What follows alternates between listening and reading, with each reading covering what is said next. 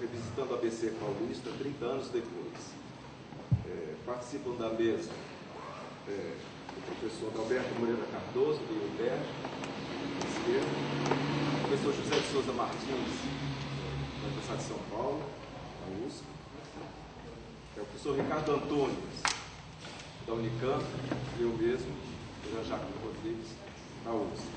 A gente organizou, cada expositor terá 20 minutos, o tempo é muito escasso, mas nós temos um prazo, um pouco depois, e nós começaremos com a exposição do professor Adalberto Cardoso. Eu gostaria também de dizer que esta mesa, ela foi organizada também no âmbito, assim como a mesa de ontem, sobre a formação do campo, da sociologia do trabalho, ela foi organizada no âmbito do nosso GT, Trabalho Sindicato, o Sindicato na Sociedade Contemporânea, que é uma iniciativa também do nosso GT. É isso que eu gostaria de dizer para vocês. Muito bem. Bem, queria primeiro agradecer ao Irã pelo convite, por estar nessa mesa, me congratular com os colegas, né, à minha direita como um dos principais responsáveis pela consolidação de um campo de estudos do trabalho no Brasil, o Martins, um dos nossos founding fathers, como se diz, né, um dos nossos mestres mais gerais. Não? Mas dá... Bem, eu que estou falando baixo, né? Desculpa. E o que eu vou fazer aqui talvez frustre a expectativa de alguns, porque eu vou falar talvez menos de São Bernardo do que do Brasil e a sua sociologia, né? Embora usando São Bernardo como ponto de referência. Porque eu vou falar um pouco das greves de 78, né? E esse é um campo muito arriscado, porque as greves já foram muito estudadas, né? E porque elas foram daqueles eventos, né, raros na história do Brasil, que foram encarados pelos próprios contemporâneos como uma virada, né, como eventos portadores de futuro, né, para dizer de alguma maneira. Eventos prens de historicidade, né? E se os contemporâneos encararam as greves como tal, né, essa crença, obviamente, foi real em suas consequências. Essa é uma máxima, das poucas máximas da sociologia que a gente pode endossar sem muito risco, né? Isso é, as greves foram encaradas pela sociologia, pelos militantes, pelos próprios envolvidos na sua execução, né, como eventos portadores do futuro do Brasil. Então, não serei eu, né, aqui, depois de 30 anos, a negar essa crença, né? Mas eu acho que cabe a nós, passado o tempo, né, ou caberia, pelo menos duas coisas. De um lado, tentar destrinchar o conjunto de crenças e práticas que aquelas crenças orientaram, tá certo? Ou, alternativamente, ou talvez complementarmente, com a lupa da história, tentar colocar aqueles eventos em perspectiva.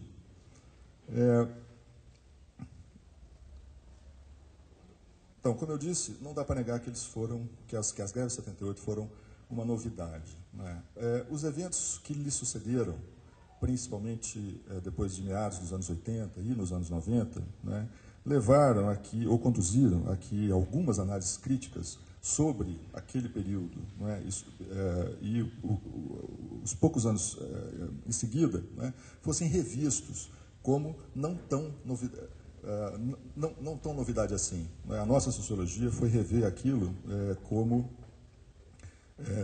alguma coisa, quer dizer, muitas das análises posteriores, feitas nos anos 90, sobretudo, negaram, né, essa novidade. Mas eu acho que essas análises críticas, elas dizem muito mais do Brasil e da sua sociologia do que dos eventos de 78 propriamente ditos. Porque, quer dizer, do Brasil e as suas estruturas modorrentas, né, as suas estruturas, como diz o Martins, de história lenta, resistentes à mudança, né? embora digam também, e de uma maneira que eu pretendo explorar um pouco, da militância sindical no Brasil e dos limites, né, que essa estrutura modorrenta impõe, né, às tentativas de sua superação. Os colegas de mesa vão me perdoar, porque, né, são mais velhos do que eu, viveram viveram esse tempo muito mais intensamente do que eu acho. Eu não tenho espelho em casa, eu tenho esse problema. Mas, para tentar olhar em perspectiva, né, eu vou... eu preciso dizer... não tem como não dizer que, em 78, o Brasil... eu pedi perdão a vocês, porque tem muitos jovens na audiência que não viveram, né, o período e não passaram por aquilo, e eventualmente não leram muito sobre aquilo, porque, infelizmente, a nossa sociologia ainda não se debruçou de forma adequada sobre a ditadura, né? O Brasil vivia a distensão da ditadura, em 78. Né? O Herzog tinha morrido em 76, o aparato repressivo estatal estava sendo escanteado pelo Geisel, mas de forma muito lenta, né? Havia uma disputa interna, né, nas Forças Armadas, né, para que caminho a ditadura tomaria em 78. O Geisel quase sofreu um golpe, né, em 78. Então, era um momento muito sensível do ponto de vista de uma ditadura que buscava um caminho de distensão e ao mesmo tempo, sofria grandes resistências internas, né? Mas 78 era uma espécie de ponto de chegada de uma ditadura que foi sangrenta, né, de muitos pontos de vista. E aqui eu saliento o problema de colocar em perspectiva, né? Se a gente compara a ditadura brasileira com a ditadura argentina, né, a nossa ditadura foi branda, né, de um certo ponto de vista. Né, em 4 ou 5 anos, a ditadura argentina matou 30 mil pessoas. Né? A ditadura chilena matou 3 mil pessoas num período mais ou menos semelhante. Né? Matou-se no Brasil 300 pessoas. Então, olhando por esse lado, né, até que a ditadura não foi tão malvada. Né? Mas 300 pessoas é muita gente. Né? Matou-se muito, torturou-se muito e exilou-se muita gente. Né? Isso teve um efeito muito grande de dissuasão, né, sobre forças de oposição à ditadura e sobre as famílias que sofreram essa repressão e etc. Né? Então, olhando em perspectiva, se a gente põe a ditadura em perspectiva, a gente perde esse aspecto que é muito cruento, né, da ação dos militares no Brasil. Se a gente olha de outro ponto de vista, né, a Polícia do Rio de Janeiro também mata muito. Não é? A Polícia do Rio de Janeiro, junto com a de São Paulo, mata por ano 10 vezes mais do que a ditadura matou em 5, 6 anos. Né? São 3 mil pessoas por ano, tá certo? Então, olhando por esse lado, né, mata-se no Brasil por ano 10 vezes mais do que a ditadura matou. Então, isso também permitiria colocar a ditadura em perspectiva como alguma coisa não tão sangrenta assim. Né? E, ainda em perspectiva, né, tanto quanto a Polícia do Rio de Janeiro, a ditadura matava seletivamente, tá certo? Torturava seletivamente. Torturava comunistas, entre aspas, assim como a Polícia do Rio de Janeiro mata bandidos, traficantes. Né? Isso é, tanto a ditadura quanto a Polícia do Rio de Janeiro definiam, né, e definem, e o Estado define por definição para exercer a sua violência, um outro de forma reducionista. Não é isso? E a violência estatal, isso também aproxima a ação da polícia em geral, né, da ditadura. A violência estatal ela tem um aspecto recursivo interessante. Né? Ela, ao mesmo tempo em que é exercida, o Estado afirma o seu direito exclusivo a esse exercício. Né? Então, o exercício da violência estatal é, ao mesmo tempo, a afirmação do direito exclusivo a esse exercício, né? Ou do direito exclusivo ao monopólio desse exercício. A violência estatal, como eu disse, além disso, né, ela tem um componente irrecorrivelmente reducionista. Quando sistemática, como no caso da Polícia do Rio de Janeiro, ou sistêmica, como no caso da ditadura, né, a violência estatal ela tem que simplificar o ambiente onde ela incide, tá certo? Definindo os inimigos segundo uma lógica de construção excludente de alteridade. Isso é importante. Né? Um nós arbitrário, construído arbitrariamente, né, pelo Estado, pela ditadura ou pela polícia, se afirma contra um outro, não é, que é qualificado como impuro, perigoso, e etc. E esse corte ele tem que ser muito claramente definido. A ditadura herdeira da Guerra Fria, não é, ela estabeleceu uma distinção muito clara entre os comunistas e os patriotas. Não é? Assim como a Polícia do Rio opõe os traficantes e nós, ou eventualmente aqueles que ela ainda não matou. Não é? Mas existe uma oposição muito clara entre os traficantes e nós, gente de bem. Então, existem semelhanças abstratas, né? Mas colocar essas semelhanças diante dos fatos, tá certo? Não faz justiça aos contemporâneos. Esse é o ponto que eu gostaria de chamar a atenção para essa coisa dos problemas de colocar em perspectiva o passado. Né? Porque os perseguidos pela ditadura no Brasil, eles viviam um tipo específico de privação de liberdade, né? Que era a liberdade de pensar, agir e sentir fora dos parâmetros da ditadura. Não necessariamente fora dos parâmetros do capitalismo, porque nem todo mundo que estava se contrapondo à ditadura, embora a maioria o fosse, né, era comunista ou socialista, né, nem todo mundo quisesse uma sociedade alternativa ao capitalismo. Não queria privação de liberdade, né, em nome de algum tipo de democracia, etc. Mas uma boa parte, possivelmente a maior parte, queria sim uma sociedade alternativa. Mas, ao estabelecer o campo do outro, né, como qualquer um que fosse contra ela, e qualificar esse campo como o campo dos comunistas, né, por oposição aos patriotas, a ditadura, e esse é o ponto que eu estou tentando marcar desde o início, politizou de maneira irrecorrível as relações sociais no Brasil. As crenças, os sentimentos e as práticas dos que eram contra ela. Tá certo? E isso no sentido muito, muito profundo e muito íntimo. Não é? Muita gente, isso é bom lembrar, tinha medo dos seus próprios sonhos. Tem uma música boa do Chico Buarque sobre isso, né? Acorda Amor. Né? Eu tive um pesadelo agora. E o pesadelo é que a polícia estava chegando, os homens, né, estavam chegando para pegá-lo. Não é? Então, as pessoas tinham medo dos seus sonhos. Isso quer dizer o quê? Isso quer dizer que a despolitização que a ditadura tentou impor no Brasil, né, tornou qualquer ato contra ela, de pensamento, né, ou crença, ou atitude, né, um ato, um pensamento, uma crença politizada. Né? A despolitização tem esse, ou a despolitização pela violência tem esse aspecto irrecorrível. Né? Muito bem, quando as greves de 78 estouraram, né, quando a greve estourou na Scania, em seguida em São Bernardo, depois no ABC, depois São Paulo, depois no Brasil, e quando os seus líderes afirmaram a sua veleidade pragmática, isso é, apolítica, porque o Lula veio a público dizer que era uma greve que não tinha nada a ver com a ditadura, que não tinha nada a ver com a política, o que ele queria era o bem-estar dos seus representados, né? Essa fala, ela soou como alguma coisa desconectada do mundo, né? No mundo politizado, a minúcia, como eu disse, justamente pela despolitização imposta pela ditadura.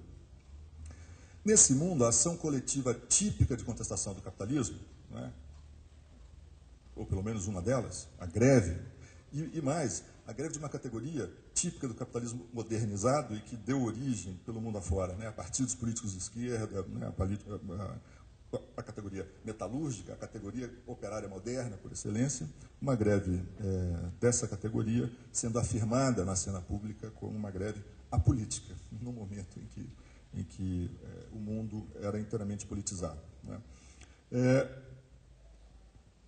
O caráter apolítico da prática dos metalúrgicos de São Bernardo pareceu aos seus contemporâneos uma novidade completa. Não foi só isso que pareceu aos contemporâneos, né, ou que deu a impressão de que era uma novidade completa, mas essa afirmação, sem dúvida, teve muita importância. Isso fazia sentido, tá certo? Porque o Estado brasileiro havia politizado, né, a economia lá atrás, lá, né, em 30, no sentido muito também profundo do termo, isso a eficiência econômica foi eleita pelo Vargas e muito profundamente pelos militares como uma raison d'etat, né, como uma razão de Estado, como a razão de ser do Estado brasileiro desenvolvimentista. Impossível, portanto, a qualquer movimento social afirmar-se como alheio ou estrangeiro à lógica estatal, tá certo? Pelo menos os agentes colocados no centro da ordem econômica capitalista. Desse ponto de vista, os movimentos 78 se apresentaram como uma espécie de quisto, né? Uma coisa como um quisto que tentava negar uma certa viscosidade da ordem autoritária brasileira, uma viscosidade que, muito antes, não tenho como falar sobre isso aqui, mas, de novo, o Martins está ao meu lado, sempre me lembrando da história lenta, a história lenta, a história lenta. Então, os agentes que estavam atuando naquele momento acreditavam que estavam constituindo um quisto, não é, que podia ser que poderia ser o ponto de partida da mudança ou da negação da ordem autoritária brasileira ou da ordem social brasileira, uma alternativa, né? Isso foi a leitura imediatamente posterior. No momento da sua afirmação como apolítico, imediatamente posterior, isso apareceu como um quisto de negação da ordem. É uma lição para nós, sociólogos, por isso que eu falei que eu ia falar muito mais da nossa sociologia e do Brasil, né? É uma lição para nós a constatação posterior, tá certo, de que a ordem social brasileira tem uma inércia, né, absurda, de que o passado, né, oprime com um peso insuportável o cérebro dos vivos. Essa é uma frase conhecida de um velho pensador do século XIX. O fato de o novo sindicalismo ter sucumbido, entre aspas, à ordem burguesa, né, diz muito menos do novo sindicalismo do que do país e sua história lenta. Isso quer dizer simplesmente que a ordem essa ordem viscosa foi capaz de reprocessar e incorporar em sua dinâmica os vetores de sua própria mudança.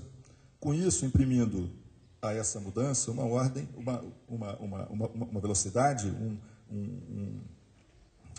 um andamento, não é, controlado. Isso tem a ver, obviamente, com a crise dos anos 80 e a crise dos anos 90. Isso é, o fato de que aquilo que estava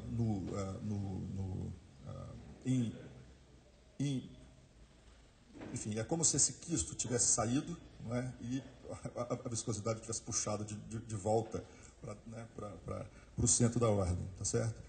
Isso tem muito a ver com a crise dos anos 80 e 90, no sentido de que aquilo que estava em germe, né, sendo processado em germe, foi obliterado pela crise econômica e pelo fato de que o Brasil simplesmente parou, não é, de crescer, e mais do que isso, rompeu, né, a crise rompeu com as energias utópicas que foram aderidas ao final do período, ali por 80 com a fundação do PT, 83 com a CUT.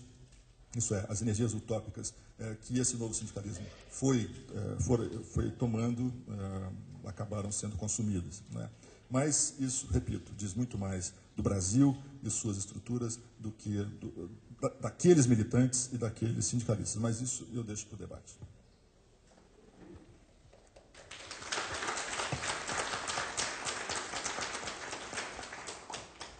Muito obrigado, professor Adalberto Cardoso. Vou passar a palavra ao professor José de Souza Martins.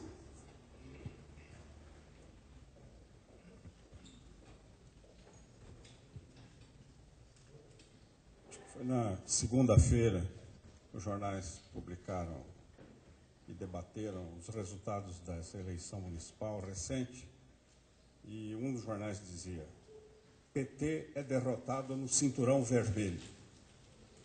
Bom, eu não sabia que tinha um cinturão vermelho, e nem que tinha cinturão, né? Há uma certa ficção que se cria ao longo das últimas décadas em relação ao ABC, que não corresponde, obviamente, como toda ficção, àquilo que de fato é a coisa, aquilo que de fato aconteceu. Faz uns 20 anos, um grupo de pessoas do ABC, eu sou do ABC, resolveu organizar os congressos bienais de história regional do ABC.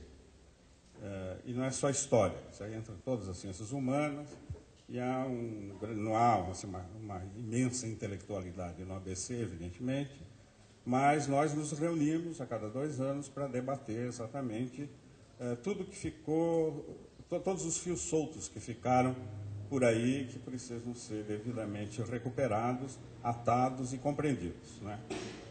Evidentemente, o ABC não tem nada a ver com a ideia do cinturão vermelho. O ABC não é vermelho, de jeito nenhum. O ABC é uma região de tradições muito conservadoras, inclusive na classe operária, e é uma das regiões onde, nos anos 20, houve a organização do Fascio, o Fascio italiano, quer dizer, a organização fascista italiana estimulada e promovida pelo consulado italiano. Havia organizações Dopo Lavoro, que é uma instituição fascista famosa, que organiza a classe operária em torno de uma cultura operária fascista, né, católica e fascista, né.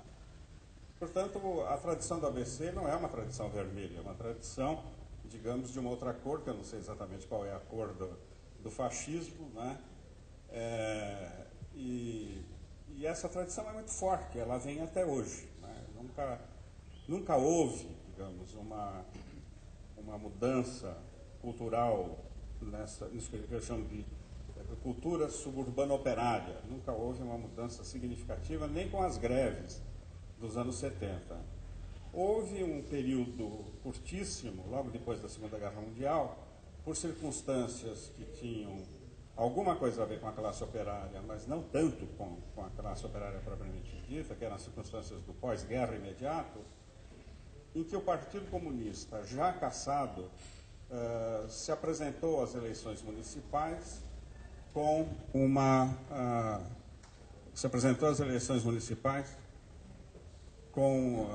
com grande possibilidade de ganhá-las. Naquele tempo, o ABC era um único município, o município de Santo André. E havia um município ao lado, que era um município rural, chamado São Bernardo, né? Município decadente, foi criado como vila na época ainda do Brasil Reino, no final, e que foi decaindo à medida que, com a influência da estrada de ferro, surge a indústria ao longo da ferrovia, e São Bernardo tem como única atividade econômica minimamente significativa a agricultura e um pouco de indústria na produção de móveis, por causa da madeira que havia na região. Os comunistas ganham a eleição, usando um partido de fachada. Eles elegem o prefeito, um operário, o Armando Mazo, e elegem a maioria da Câmara Municipal. O partido já estava cassado, então eles supostamente não corriam nenhum risco de uma nova cassação, porque não havia mais partido para ser cassado. Quando eles chegaram para tomar posse na Câmara Municipal, os vereadores da Câmara, que estava terminando o mandato, cassaram o mandato dos novos, uma atitude absolutamente ilegal, que foi imediatamente referendada pelo Tribunal de Justiça de São Paulo. E aí se constituiu uma Câmara que expressava que o ABC era, de fato, que ainda não era conhecido como ABC. Como resultado imediato da constatação de que, se os comunistas se organizassem, poderiam tomar o poder local, foi o único lugar do Brasil em que o Partido Comunista elegeu alguma vez, digamos, o poder local, né? Mas Câmara também? Então, já está diminuindo a minha região.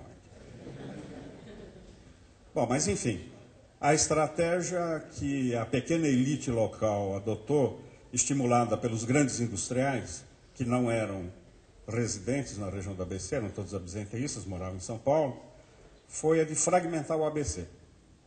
Então são feitas as autonomias municipais. Começa com São Caetano, que se torna autônomo em 48, e aí os municípios vão se desagregando, os distritos vão se desagregando, e surgem os 7 municípios da região do ABC.